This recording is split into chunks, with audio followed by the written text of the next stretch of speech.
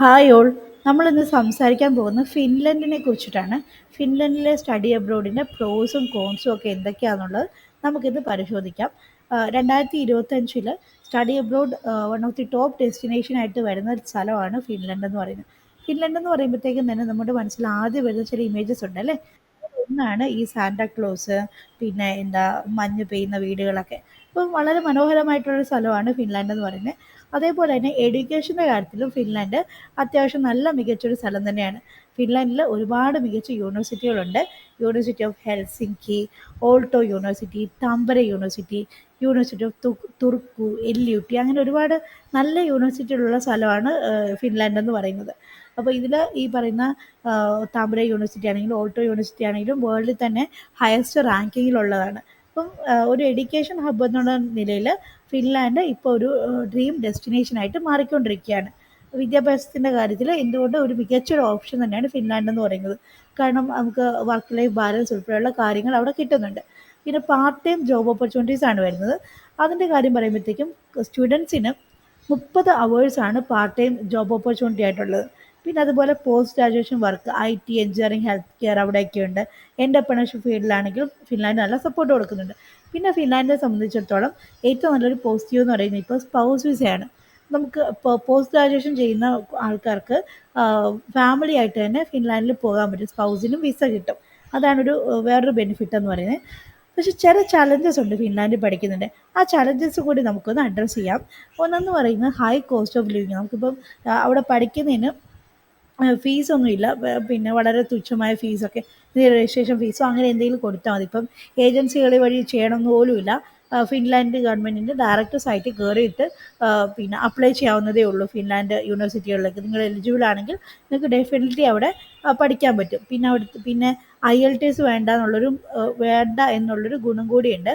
ഇപ്പം medium of instruction English ആണെന്നുണ്ടെങ്കിൽ അവർക്ക് ഇത്ര ശതമാനത്തിന് മുകളിലാണെന്നുണ്ടെങ്കിൽ എന്താ പറയുക, വേണ്ട. അതായത് ഇപ്പോൾ ഇംഗ്ലീഷിനുള്ള പെർസെൻറ്റേജൊക്കെ ഇത്ര ശതമാനത്തിന് മുകളിലാണ് ആയിട്ടുള്ളവർക്ക് IELTS വേണ്ട എന്നുള്ളൊരു ഗുണം കൂടിയുണ്ട്. പക്ഷേ അതിൻ്റെ ചില ചലഞ്ചസ് എന്ന് പറയുന്നത്, ഒന്ന് ഹൈ കോസ്റ്റ് ഓഫ് ലിവിങ് ആണ്. ഹെൽസിങ്കി പോലുള്ള നഗരങ്ങളിൽ ഭയങ്കര കോസ്റ്റ് ഓഫ് ലിവിങ് ഉണ്ട്. അത് പാർട്ട് ടൈം ഒക്കെ വെച്ചിട്ട് എത്രമാത്രം മാനേജ് ചെയ്യാൻ പറ്റും എന്നുള്ള ഒരു ചോദ്യമാണ്. പിന്നെ കോൾഡ് ആൻഡ് ഡാർക്ക് വിൻ്റർ. ഇപ്പോൾ നിങ്ങളൊരു തണുപ്പൊക്കെ ഇഷ്ടപ്പെടുന്ന ആളല്ല എന്നുണ്ടെങ്കിൽ അവിടുത്തെ ഈ സ്ഥിരമായിട്ടുള്ള മഞ്ഞ് നിറഞ്ഞ കാലാവസ്ഥ എല്ലാവർക്കും പറ്റണമെന്നില്ല. പിന്നെ ലിമിറ്റഡ് പാർട്ട് ടൈം ജോബ്സ്. നമുക്കറിയാം, നമുക്ക് യൂറോപ്യൻ കൺട്രീസിൽ ഇപ്പോൾ മൊത്തത്തിൽ ഒരുപാട് ആൾക്കാർ പോകുന്നത് കൊണ്ട് തന്നെ അവിടുത്തെ പാർട്ട് ടൈം ഓപ്പർച്യൂണിറ്റീസൊക്കെ കുറച്ച് കുറഞ്ഞു വരുന്നുണ്ട്. ഫിൻലാൻഡിലും ഇതേ പ്രശ്നം തന്നെ വരുന്നുണ്ട്. പിന്നെ ഏറ്റവും വലിയൊരു ചലഞ്ചായിട്ട് പറയാൻ പറ്റുന്നത് ലാംഗ്വേജ് ബാരിയറാണ്. ഫിനിഷ് ഭാഷ മസ്റ്റായിട്ട് അറിയണം. ഫിനിഷ് ഭാഷ അറിയാമെങ്കിൽ മാത്രമേ ഫിൻലാൻഡിൽ പിടിച്ചു നിൽക്കാൻ പറ്റത്തുള്ളൂ. ഇപ്പോൾ നമ്മുടെ നാട്ടിൽ നിന്നൊക്കെ നേഴ്സുമാരായിട്ടൊക്കെ പോയിട്ടുള്ള ആൾക്കാർക്കൊക്കെ ആണെങ്കിലും ഫിനിഷ് ഭാഷ അറിയാത്തതുകൊണ്ട് കുറച്ച് ബുദ്ധിമുട്ടൊക്കെ ഉണ്ട്. ഈ പറയുന്ന വിവരങ്ങളൊക്കെ ഞാൻ തന്നെത്താനെ ഉണ്ടാക്കിയതൊന്നുമല്ല.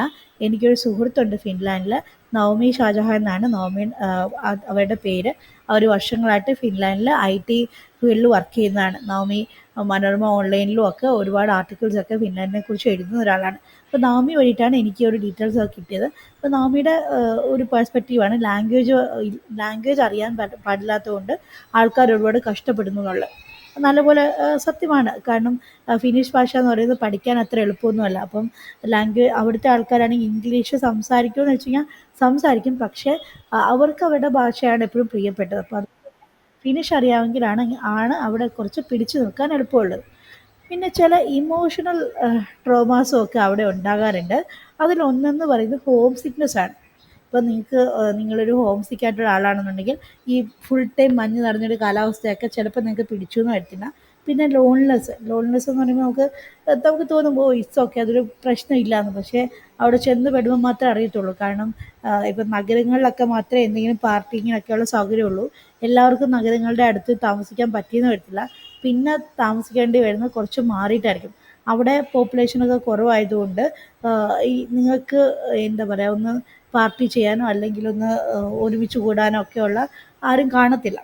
എല്ലാവർക്കും അവരുടെ തിരക്കും കാര്യങ്ങളൊക്കെ ഉണ്ട്. അപ്പോൾ ഈ ലോൺലെസ് പ്രശ്നമുള്ള ആൾക്കാർക്കും കുറച്ച് ബുദ്ധിമുട്ടായിരിക്കും.